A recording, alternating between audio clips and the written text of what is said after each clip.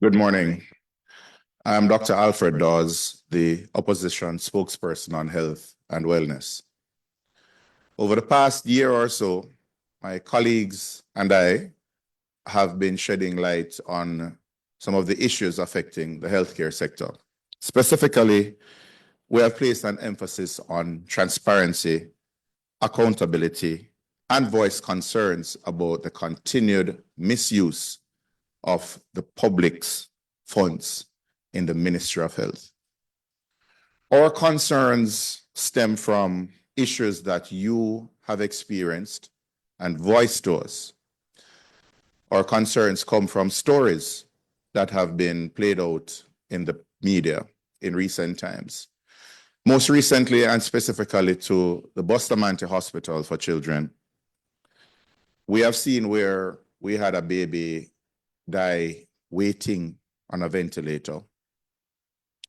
We have seen a visiting team who had volunteered and brought essential equipment come to the Bustamante Hospital for Children to perform scoliosis surgeries on children who are suffering from a debilitating disease, living in severe pain, where their only hope of affording such quality surgery would have been as a result of these missions. We have seen one such mission canceled because of the dilapidated state of the operating theaters at the Bustamante Hospital, where the AC units were non-functional. This morning, the father of Alexandriana Jones asked me to keep her story alive, where this young girl died after undergoing complex surgery at the Bustamante Hospital. The team was an excellent team. They did all they could do with the limited resources they had, but they had no operating microscope to assist them with such a complex surgery. And when complications developed, Alexandriana had to be put on an ambulance and sent to the Kingston Public Hospital, losing valuable hours to get a CAT scan done to see what was the next course of action that was necessary to save her life. This because there's no CAT scan at the leading children's hospital in the Caribbean, and has been the case for many years, known by those who could have made a difference. We have heard stories about the ENT teams not having adequate equipment, and thus surgeries are being postponed. We have heard stories about mothers, fathers having to sleep in chairs because the overnight facility that was supposed to be built with the Shaggy Foundation funds has not been completed. We hear about the long waiting times of waiting in chairs in the emergency department and of overcrowded clinics. And this is why we have continued our advocacy for improvement in healthcare. We are going to be focusing specifically on one piece of evidence that we have found corroborates what we firmly believe to be a web of corruption within the Ministry of Health. And in this instance, it concerns a neurosurgical drill. Attention was first brought by Senator Lambert Brown in January, where he questioned the expenditure of $31,500,000 on a single neurosurgical drill.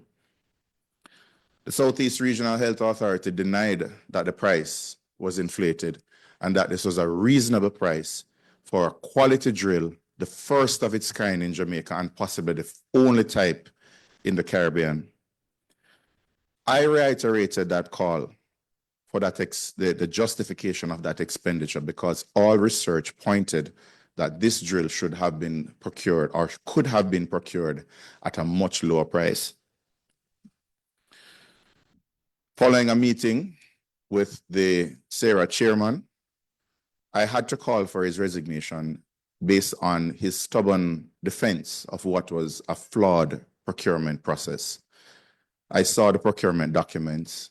I saw where the process was hijacked, where an internal source determined that a fair price for that drill was 32 million Jamaican dollars. So purchasing it for $31,500,000 was a discount to taxpayers. The minister, returning from his overseas trip, continued a strident defense, putting out several videos that are still available to be viewed online, in some instances ridiculing and mocking me and my accusations.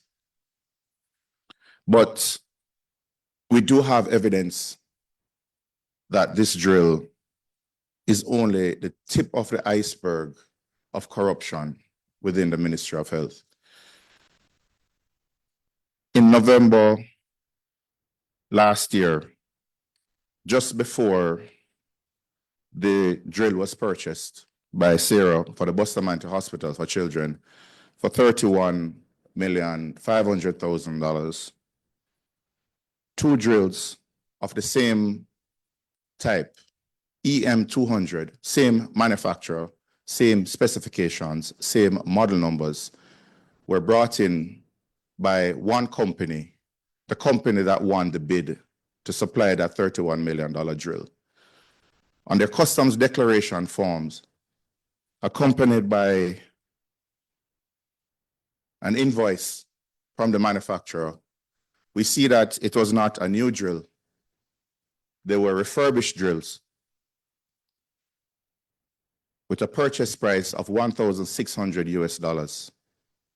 That was the declared value, and they paid $90,000 in customs fees, bringing the grand total, landed the same drill,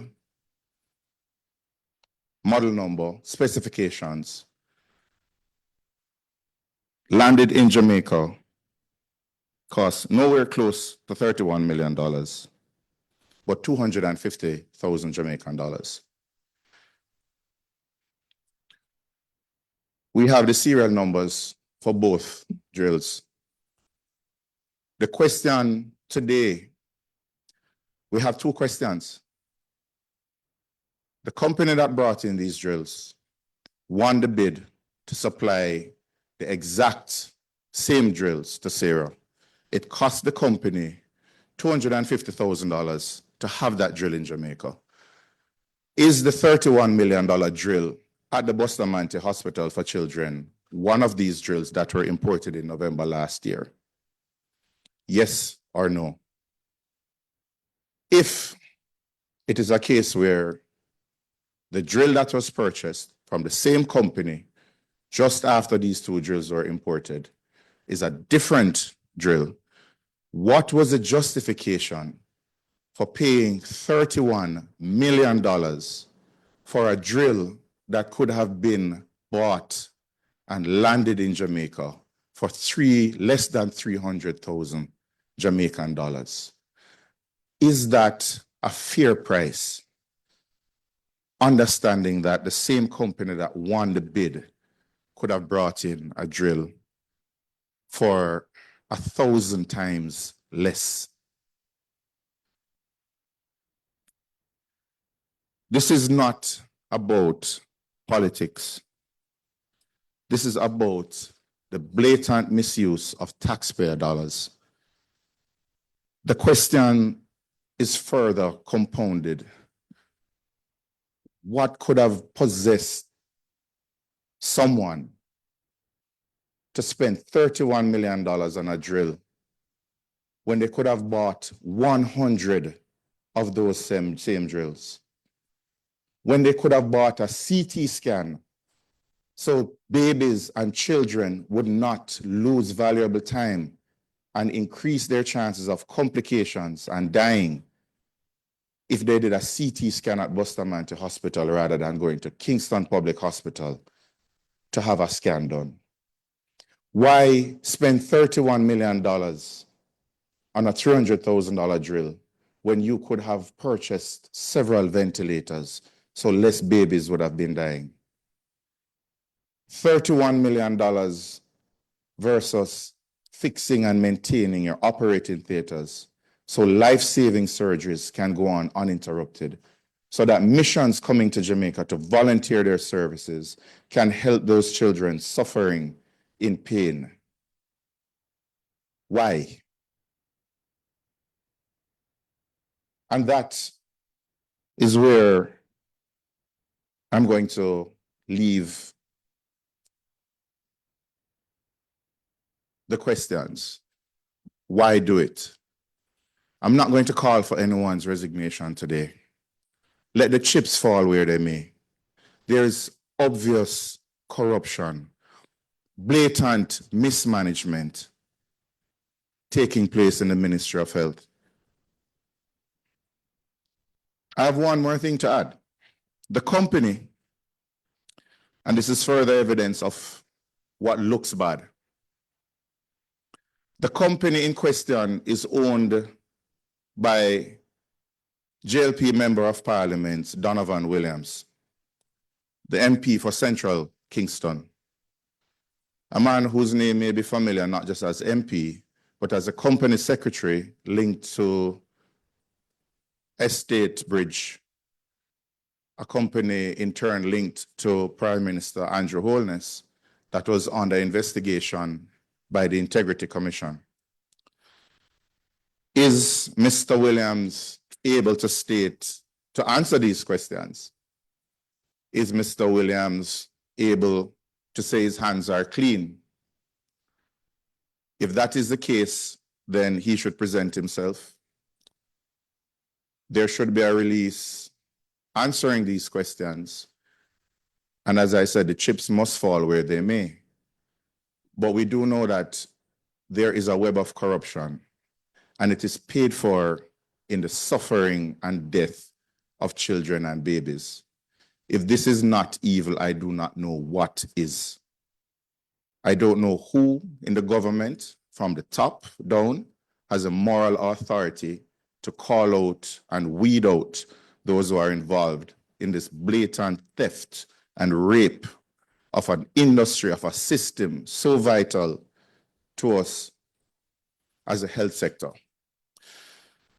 We're asking Jamaicans to be outraged. We're asking you not to let this die, because if you do, the blood of innocence will be on all our hands. I have two files, two dossiers, one addressed to the Auditor General, Mrs. Pamela Monroe Ellis, with the findings of our investigation. The other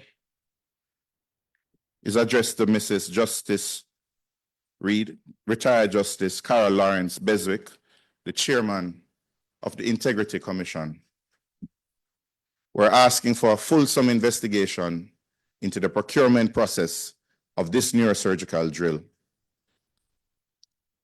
and that we see a definitive message being sent and justice being served for all those children, babies, and their parents who have suffered because they have lacked equipment and services, while money has been sucked out of the Ministry of Health, out of Bustamante Hospital, out of Sarah, by what I had referred to before as a rapacious form of capitalism enabled by corruption. Thank you. Aluta continua. Thank you, Dr. Dawes, for that very informative presentation. We are now opening the floor for questions. If you're in the room and you have a question, please state your name, the media house you represent, and proceed with your question. If you're online and you have a question, you can write it, we'll read it for you, or you can indicate by raising your hand. We'll open the mic and you can proceed. Your name, the media house, and your question. Thank you. Kelisha Williams, Television Jamaica. Dr. Dawes, can you say, since the research, the opposition completed the research, whether or not you've sought any clarity from the government, or is this the first time? And you mentioned initially the two drills. I know you're also seeking clarity as well in terms of whether or not, can you say it is similar to the one that was used, that was purchased for $31 million, or you're also seeking, I want you to be clear on that, or you want clarity? We're very clear that the two drills were AM200 drills. It's the same type of drill, same manufacturer, same model number, it is the same drill.